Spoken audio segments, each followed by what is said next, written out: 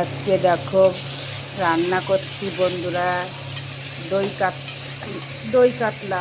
এই যে মশলাটা করছি, তা সব দেওয়াগুলো দেখাতে পারিনি, একটু ব্যস্ত ছিলাম। এতে দিয়েছি হলো আদা রসুন পেস্ট, তারপরে টক দই দিয়ে এই যে মশলাটা কষাচ্ছি। এর মধ্যে দুটো আলু কেটে দিয়েছি। দেখো মশলাটা কষানো হয়ে গেছে, এবার এতে একটু জল দিয়ে দেবো হালকা করে।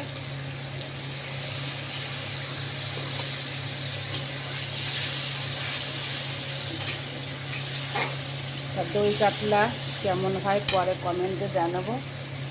আর তোমাদের যদি রান্নাটা ভালো লাগে তাহলে লাইক কমেন্ট করো, শেয়ার করো। এই যে মাছটা রান্নাটা হয়ে গেল আমার। এ দেখো কেমন লাগছে মাছটা। রান্নাটা কেমন হয়েছে কমেন্টে জানাবো।